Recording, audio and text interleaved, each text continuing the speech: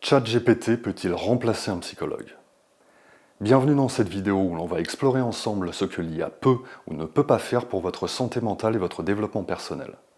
Vous vous êtes certainement déjà demandé, avec tous les progrès de l'intelligence artificielle, s'il était désormais possible de discuter de vos problèmes avec une IA et d'en obtenir des réponses sensées, aussi bien sur le plan émotionnel que médical. Dans l'actualité, le débat fait rage entre les pros et anti-IA pour savoir si ChatGPT peut remplacer un psychologue. Entre ceux qui nous présentent une intelligence artificielle prête à supplanter l'homme et prendre ses emplois, et les gourous de la tech qui nous vendent leurs produits, il est difficile de se faire une opinion très objective. Aujourd'hui, on va vous présenter un comparatif entre le suivi d'un psychologue et ce que peut faire une intelligence artificielle comme ChatGPT pour aider une personne en souffrance émotionnelle. Accrochez-vous, on démarre tout de suite.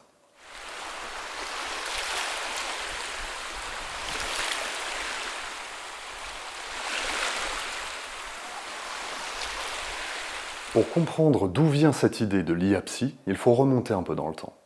La toute première conversation entre un humain et un chatbot remonte à 1966. Cette année-là, un chercheur du MIT, Joseph Weizenbaum, a créé un programme informatique appelé ELISA. Et tenez-vous bien, ELISA était conçu pour simuler un psychothérapeute. Car oui, dès les débuts de l'informatique interactive, on a eu l'idée de faire un psy virtuel. ELISA fonctionnait de manière très simple. Elle reformulait vos phrases sous forme de questions, un peu comme le ferait un thérapeute.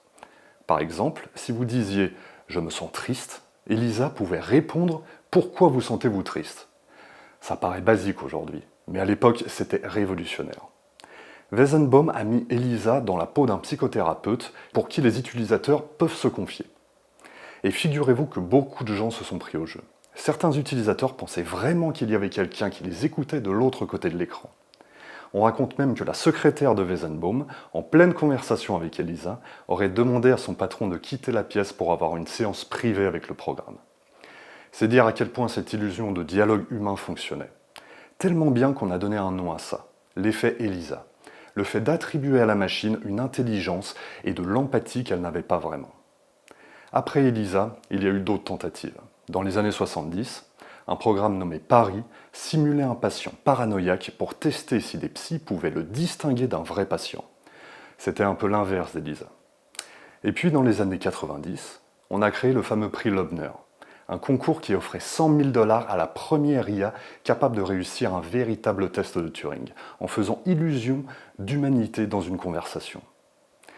Ensuite, en 1982, un film va marquer de son empreinte cette vision du combat entre l'homme et la machine.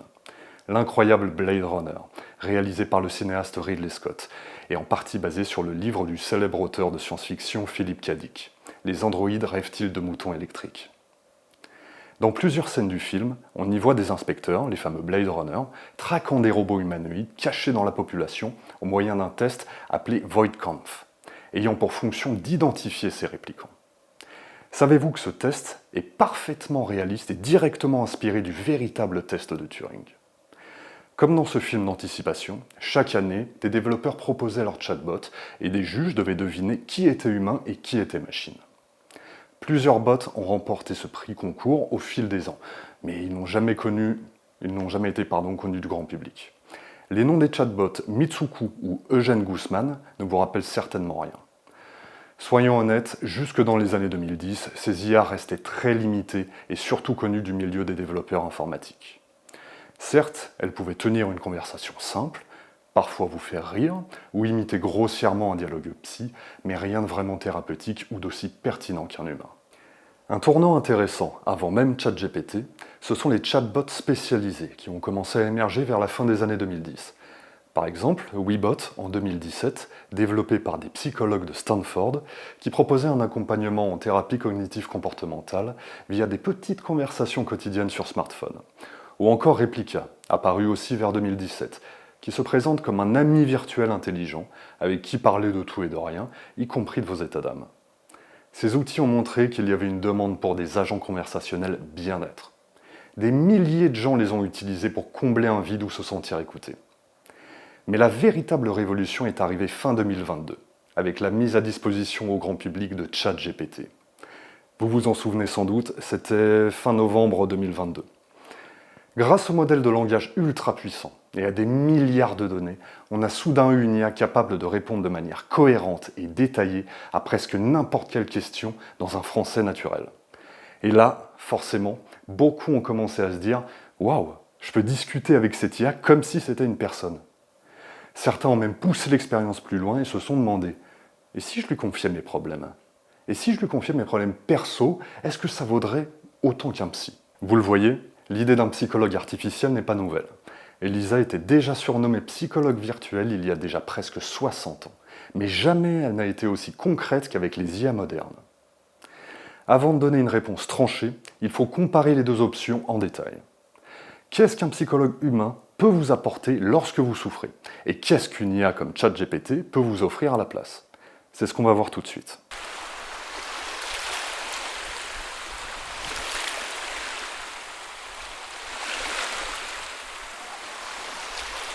Commençons notre comparaison objective. Imaginez que vous traversez une période difficile. Anxiété, déprime, rupture amoureuse ou autre. D'un côté, vous pourriez aller voir un psychologue humain diplômé. De l'autre, vous pourriez dégainer votre ordinateur ou téléphone et parler à ChatGPT ou une appli d'IA. Qu'est-ce qui se passe dans chaque cas? Chez le psychologue, vous prenez un rendez-vous, souvent avec un délai d'attente. Vous vous asseyez dans un cabinet ou en visio. Et pendant 45 minutes, un humain vous écoute activement. Un bon psychologue va non seulement écouter vos paroles, mais aussi observer vos émotions, votre langage corporel, vos silences. Il va rebondir sur ce que vous dites en fonction de votre histoire personnelle. Le psychologue est formé à des approches thérapeutiques, thérapie cognitive comportementale, psychanalyse, systémique, etc., qu'il adapte à votre cas précis. Il va sans doute vous poser des questions pour vous faire réfléchir, pour vous aider à mettre des mots sur ce que vous ressentez. Il peut aussi vous fournir des conseils professionnels, par exemple des techniques éprouvées pour gérer l'anxiété, exercices de respiration, méditation en pleine conscience, ou des pistes de réflexion adaptées à votre vécu. Surtout, un psychologue vous offre une relation humaine, avec de l'empathie réelle, de la compréhension. Vous sentez qu'une personne vous considère, vous apporte un soutien émotionnel. Il y a aussi tout un cadre éthique, la confidentialité, rien ne sort du cabinet, l'absence de jugement, etc. En gros, le psychologue crée un espace sûr et personnalisé pour que vous puissiez progresser à votre rythme. C'est du sur-mesure humain. Chez ChatGPT, vous ouvrez une session de chat, une discussion et vous commencez à écrire ce qui ne va pas. L'IA, entraînée sur d'innombrables textes, va vous répondre quasi instantanément. Première différence notable, la disponibilité. Pas besoin de rendez-vous, c'est 24 heures sur 24 et vos questions obtiennent une réponse en quelques secondes. ChatGPT peut ressembler à un psy dans sa manière de répondre. Souvent, il va adopter un ton bienveillant, poser des questions du style « Comment vous sentez-vous par rapport à ?» ou « Avez-vous déjà essayé de ?» parce qu'il a été entraîné aussi sur des dialogues d'accompagnement. Il peut fournir des informations utiles sur la santé mentale, par exemple vous expliquer ce qu'est une crise d'angoisse, ce que disent des études sur la dépression, etc. En fait, c'est même une de ses forces. Il connaît énormément de choses et peut vulgariser des concepts compliqués en psychologie. Besoin de comprendre un terme médical ou un mécanisme psy, l'IA peut vous l'expliquer de façon claire, souvent mieux qu'une recherche Google brute, car elle contextualise pour vous. ChatGPT peut aussi vous suggérer des exercices généraux, cohérence cardiaque pour le stress, tenir un journal de gratitude pour aller mieux, etc. Tout cela en se basant sur des ressources qu'il a ingérées. Par ailleurs, parler à une IA est désinhibant pour certains. Vous pouvez tout lui dire sans crainte d'être jugé. Après tout, ce n'est pas un humain, donc pas de honte possible. Plusieurs personnes ont rapporté se confier plus facilement à un agent virtuel qu'à un inconnu. D'ailleurs, une personne que j'accompagne en coaching me confiait récemment qu'elle pouvait tout dire sans peur d'être jugée, puisque de toute façon, c'est un ordinateur. Ce sentiment de sécurité peut vous permettre de vider votre sac franchement. On peut toutefois s'interroger sur la confidentialité des échanges avec un logiciel détenu par une société étrangère, même si on imagine que sauvegarder l'ensemble de nos questions est techniquement impossible. Les États-Unis et la Chine, respectivement avec les IA ChatGPT d'un côté et DeepSeek de l'autre, s'accusent mutuellement d'ingérence et de plagiat, et il est parfois confus de savoir comment nos données personnelles sont utilisées. Dans tous les cas, l'IA, tant que c'est dans ses cordes, elle va vous répondre de manière infatigable et patiente. Si vous avez besoin de poser 10 fois la même question ou de tourner autour du pot, elle ne va pas vous envoyer balader ou s'impatienter. Elle n'a pas d'émotion, pas d'agenda. Au contraire, ChatGPT va parfois reformuler différemment jusqu'à ce que vous soyez satisfait de la réponse. Donc en résumé, sur cette comparaison, un psychologue humain offre l'empathie réelle, du vécu humain, une alliance thérapeutique où il s'implique avec vous sur le long terme, avec des intentions nuancées et adaptées. L'IA offre une accessibilité et une connaissance encyclopédique, une absence de jugement et une écoute simulée mais disponible à toute heure. On pourrait presque dire que ChatGPT est un outil alors que le psy est un partenaire humain. Les deux ont des atouts très différents. Cependant, tout ça, ce sont les côtés positifs. Il faut aussi regarder les limites et les inconvénients de chaque solution, parce que ni l'une ni l'autre n'est parfaite. C'est donc parti pour les côtés moins roses du tableau.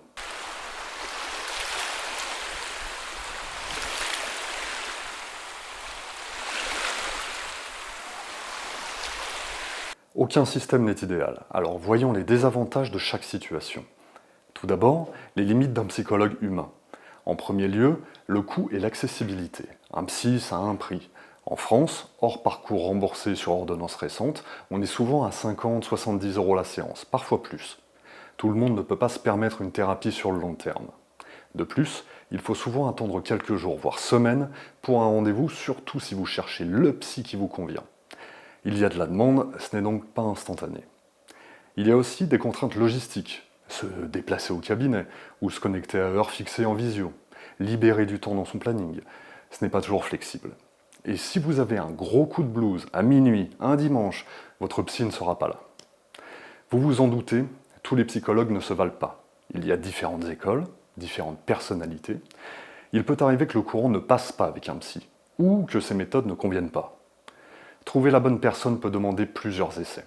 Et soyons honnêtes, il y a aussi de mauvais thérapeutes, ou des biais humains, jugement hâtif, manque de compétences sur certains sujets. L'erreur est humaine et le psy est un humain, donc il ne peut pas vous aider correctement dans certains cas. Ensuite, et par design, la relation psy est centrée sur vous. Le psy parle peu de lui-même. Pour certaines personnes, c'est un peu déstabilisant ou frustrant, car l'échange est inégal. Bien sûr, c'est pour votre bien, mais on peut se sentir un peu seul à se livrer. Alors vous allez me dire, avec une IA aussi on peut se sentir seul. Mais à la différence qu'on sait qu'il n'y a personne en face, le contrat psychologique est différent. Enfin, certains hésitent à consulter un psy par peur du jugement des autres ou de soi-même. Ils se disent « Est-ce que je suis fou de voir un psy ?» Ça évolue bien, heureusement, mais ça reste un frein psychologique pour beaucoup. Aussi avancée soit-elle, l'IA ne comprend pas vraiment ce que vous vivez. Elle n'a aucune conscience, aucune émotion. Ce qu'elle fait, c'est du calcul statistique sur les mots. Elle donne l'illusion de comprendre en reformulant ou en débitant des conseils génériques. Mais si votre problème a des subtilités, un contexte complexe, l'IA peut complètement passer à côté. Par exemple, elle ne perçoit pas votre ton de voix, vos larmes, votre silence, parfois lourd de sens, tout ce non-verbal qu'un humain capterait instantanément. Elle ne peut réagir qu'à ce que vous tapez. Donc si vous exprimez mal vos émotions par écrit, elle ne va pas les deviner. Ensuite, ChatGPT n'est pas infaillible. Il peut sortir des conseils très généraux du type « prenez du temps pour vous, faites de l'exercice ». Certes, c'est bien intentionné, mais ça reste très superficiel, surtout si vous n'alimentez pas la conversation de détails. Pire, il peut parfois se tromper, halluciner des fausses infos ou donner des suggestions inappropriées, car il n'a pas de véritable compréhension clinique. Exemple, si vous avez des tendances suicidaires sévères, une IA ne saura pas forcément évaluer la gravité de votre état et pourrait ne pas considérer immédiatement l'urgence et appeler les secours, alors qu'un pro de santé pourrait détecter cette urgence immédiatement. À ce propos, notez que certaines IA refusent de discuter de sujets trop sensibles pour éviter ces drames, mais du coup, cela limite leur utilité dans les cas graves. Par ailleurs, un psy humain va se souvenir de votre dernière séance, faire le point en début de séance suivante, ajuster la thérapie au fur et à mesure de vos progrès. L'IA, elle, n'a pas de plan sur plusieurs semaines pour vous, sauf si vous structurez activement la démarche, par exemple en lui disant à chaque fois « Souviens-toi, la dernière fois, on a parlé de ça, aujourd'hui j'aimerais aborder ceci », vous n'aurez pas de suivi organisé. ChatGPT ne guide pas la thérapie, c'est vous qui devez le solliciter et orienter la conversation. Si vous ne savez pas quoi demander, il ne va pas spontanément creuser un sujet ou vous fixer des devoirs pour la prochaine fois. En somme, c'est vous le pilote. L'IA n'est qu'un GPS qui attend vos requêtes, alors qu'un bon psy est un copilote proactif. D'ailleurs, l'IA répond à la manière dont on lui parle. Si vous posez une question vague, vous aurez une réponse vague. Utiliser efficacement ChatGPT demande un peu de maîtrise des instructions, les fameux prompts. Il faut parfois spécifier, adopte un ton empathique, pose-moi des questions pour clarifier mon problème, rappelle-moi telle ou telle chose si je me contredis, etc. Pour obtenir une aide vraiment utile et personnalisée. Ce n'est pas inné pour tout le monde de faire ça, et ça peut être décourageant si on ne sait pas comment s'y prendre. En gros, l'outil IA nécessite un apprentissage pour s'en servir au maximum de son potentiel. Un comble quand on va mal, car on n'a pas toujours l'énergie d'optimiser les requêtes. Un psy humain a un code de déontologie. Respect, bienveillance, neutralité, etc. Une IA par défaut n'a pas de valeur humaine, sauf celle qu'on lui a au moins injectée. Par exemple, ChatGPT a été entraîné à être poli et aidant, mais il reste possible qu'il lâche un conseil sans le vouloir, heurte vos valeurs ou passe à côté de considérations morales. C'est à vous de mettre les garde-fous. Ne pas tout prendre pour argent comptant et éventuellement préciser vos valeurs. Par exemple, je veux des conseils qui respectent tel ou tel principe, ou ne me propose pas des solutions impliquant ceci ou cela. C'est un peu particulier de devoir expliquer l'éthique à son coach IA. Mais c'est le reflet du fait que l'IA n'a pas de véritable boussole morale, juste des réponses probables. Concernant maintenant le côté financier, certes, il y a une version gratuite de ChatGPT, mais elle a des restrictions. Elle n'a pas accès au net en temps réel. Elle peut être saturée à certaines heures. Les versions plus avancées, comme GPT-4 via un abonnement, ou d'autres apps spécialisées, peuvent coûter de l'argent. Par exemple, Replica en mode complet est payant. ChatGPT+, c'est environ 20 € par mois. Donc ce n'est pas totalement gratuit non plus si vous voulez le top. De plus, une IA peut avoir des pannes, ou une mise à jour qui change son comportement du jour au lendemain. Parfois, ChatGPT devient plus concis, plus verbeux, sans prévenir. C'est moins solide dans le temps qu'une relation avec un psy que vous connaissez. Je rajoute aussi un point important, qu'on n'imagine pas toujours. On peut malheureusement devenir accro à son IA ou s'attacher émotionnellement à elle. Et oui, ça arrive plus qu'on ne le pense. On l'a déjà vu avec des gens qui utilisaient beaucoup Replica ou même ChatGPT, au point de presque remplacer leur entourage par ces conversations. Le souci, c'est que cette relation n'en est pas vraiment une. L'IA ne vous aime pas, elle n'a pas de sentiments, même si elle fait semblant. Cela peut créer de la confusion ou vous isoler si vous délaissez les contacts réels. C'est un extrême, certes, mais il vaut mieux en être conscient. L'IA ne se soucie pas réellement de vous. Donc il faut garder du recul pour ne pas projeter trop d'attentes affectives sur elle. Bon, ça fait beaucoup de limites listées des deux côtés. Vous voyez que ni le psy ni l'IA ne sont des solutions magiques universelles. Pour résumer, l'humain vous apporte la chaleur, la flexibilité, le sens critique, mais il est coûteux, pas toujours dispo et variable en qualité. La machine apporte l'accessibilité, l'objectivité et la connaissance illimitée. Mais elle manque de compréhension profonde, de suivi et d'humanité authentique.